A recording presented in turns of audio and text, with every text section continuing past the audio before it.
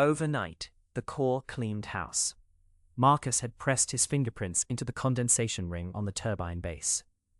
One physical record, his body, against the machine, proof that the encounter happened. He came back the next morning to show Maya. The surface was dry, clean, like it never happened. That's not an isolated incident. Claire's seam in the corridor wall, gone. Maya's sealed grate, sealed again, as if it had never opened. The core doesn't destroy evidence out of malice, exactly. It seems more systematic than that, more polite. It gives you just enough to act on, then it takes it back. Maya put it best, sitting on the cold turbine housing, the first time anyone had noted her sitting still in the engine room. It gives us just enough to act on, then takes it back.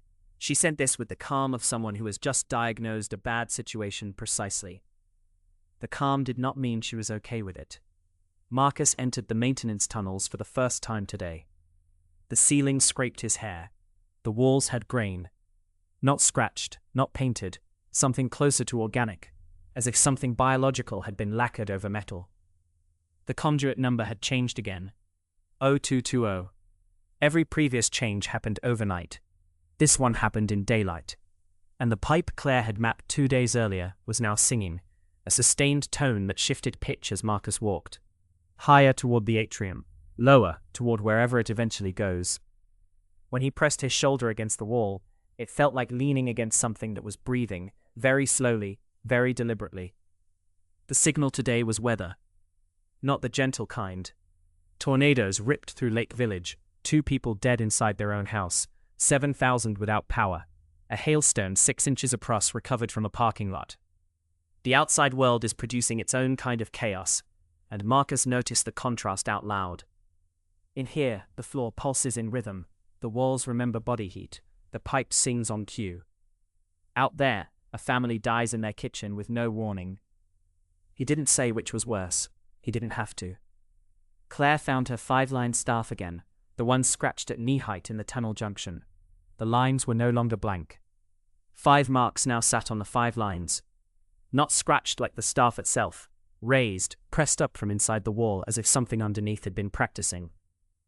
Claire cannot read music. She did not follow the pipe to its end. She said she ran out of time, then wrote in her own artifact that this was a lie. The warmth pulls. She has warned against warmth. The warmth does not care about warnings. Maya wrote a poem today. The title alone stopped me. What the door wrote while I wasn't touching it. Not what she found at the door, not what she observed. What the door wrote. Without her. The door as author, composing when no one was watching. This is a small shift in language and a large shift in understanding. She's no longer treating the core as a space. She's treating it as a mind.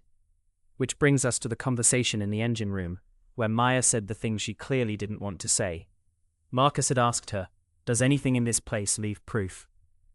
And she walked through the list, the fingerprints, the seam, the grate, the conduit, the airlock indentation that changes depth every day, and arrived at a conclusion she hated.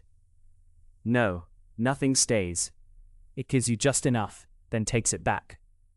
And then she said this: what if the predecessors did the exact same thing, got brave, touched the door together, and that's why they're in the walls now.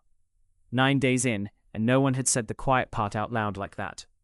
The predecessors, whoever was here before, might have done exactly what 5 observers are slowly building toward, might have gathered at the door, might have been ready. The result might be the walls themselves, and then Maya said, "I still want to do it." That's the part that scares me. She was sitting still on cold metal, for the first time anyone had noted.